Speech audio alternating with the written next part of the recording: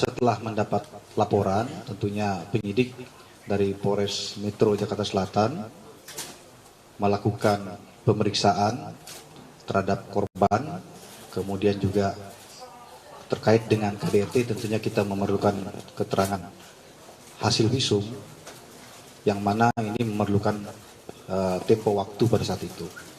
Kemudian sejalan bergulirnya waktu, kemudian penyidik juga melakukan pemeriksaan terhadap beberapa orang saksi hingga malam hari ini termasuk dengan saudara Muhammad Rizky sudah ada 6 orang saksi yang kita periksa. Kemudian sedianya memang pemeriksaan saudara Muhammad Rizky ini yang hari ini sudah dilakukan mulai jam 11 siang tadi hingga saat ini, sedianya adalah besok kita lakukan. Itu berdasarkan surat panggilan yang kita layangkan kepada yang bersangkutan atas permintaan yang bersangkutan juga yang semestinya minggu lalu tanggal 6 Oktober itu kita periksa. Tetapi minta diundur 1 minggu, yaitu menjadi tanggal 13 Oktober tahun 2022, yaitu besok.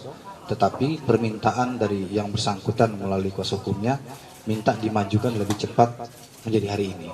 Dan ini juga direspon oleh kepolisian dalam ini Polres Metro Jakarta Selatan dengan baik. Kita merespon dan juga melakukan pemeriksaan hari ini. Hari ini pemeriksaan dilakukan ya sesuai dengan tahapan yang sudah kita lakukan.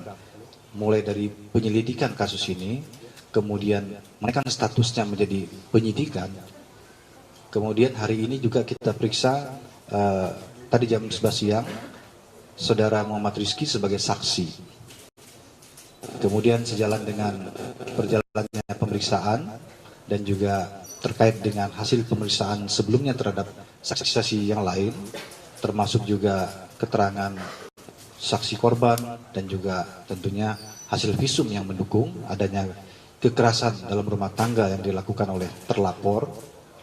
Maka malam hari ini bisa saya sampaikan hasil pemeriksaan yang dilakukan oleh penyidik dari Satreskrim Polres Metro Jakarta Selatan telah menaikkan status saudara Muhammad Rizky dari saksi menjadi tersangka. Tentunya ini dilakukan ya berdasarkan fakta hukum yang kita miliki sesuai dengan ketentuan dalam peraturan perbuatan pidana dalam KDRT diatur dalam Undang-Undang Nomor 23 Tahun 2004 di mana yang bersangkutan disangkakan terhadap pasal 44 ayat 1 yaitu melakukan kekerasan fisik terhadap korban yang didukung oleh alat bukti yang lain pendukung termasuk visum sehingga ancaman pidananya adalah 5 tahun penjara.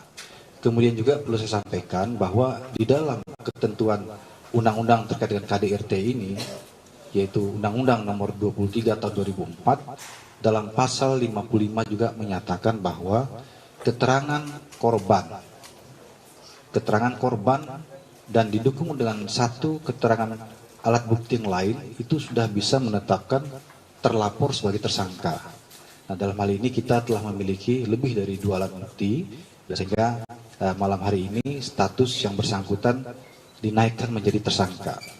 Kemudian rencana tindak lanjut dari penyidik adalah malam hari ini juga ya akan dilakukan pemeriksaan terhadap saudara Muhammad Rizky sebagai tersangka. Ya, sementara rehat sejenak karena kita berikan ruang waktu untuk beristirahat, tetapi kita sudah menyampaikan kepada yang bersangkutan bahwa statusnya sudah dinaikkan sebagai tersangka, yang bersangkutan juga sudah mengetahuinya. Kemudian kita akan melakukan pemeriksaan malam hari ini. Kemudian setelah itu nanti penyidik yang akan menentukan, nanti akan disampaikan oleh Pak Kapolres atau Kasiumas Polres, apakah malam hari ini ditahan atau bagaimana ya. Nanti kita update lebih lanjut. Demikian rekan-rekan ya, yang bisa saya sampaikan. Sekali lagi kepolisian dalam hari ini bekerja berdasarkan fakta hukum. Kemudian kita mengedepankan keadilan bagi semua pihak. Sampai dengan hari ini pun kita memanggil yang bersangkutan, kita periksa. Ini juga kita mengedepankan bagaimana adanya equality before the law, persamaan semua orang depan hukum. Hak yang bersangkutan untuk menyampaikan alasan-alasan yang menguatkan perbuatan yang dilakukan itu kita menampung dalam BAP, tetapi tentunya keterangan daripada tersangka bisa terabaikan manakala penyidik memiliki alat bukti pendukung yang lain yang memang menyatakan adanya perbuatan pidana itu. Jadi sekali lagi tentunya kita prihatin terhadap kasus ini, ya, kekerasan dalam rumah tangga ini dilakukan oleh orang terdekat di dalam keluarga yang semestinya menyayanginya begitu ya dan melindunginya, bukan malah sebaliknya, ya. Tentunya dalam hal ini penyidik akan bekerja secara profesional, ya, kemudian mengedepankan keadilan bagi semua pihak, terutama bagi korban, dan juga kita bekerja berdasarkan fakta hukum. Demikian, terima kasih. Saya akhiri, wabillahi taufiq wal hidayah. Wassalamualaikum warahmatullahi wabarakatuh. Cukup ya?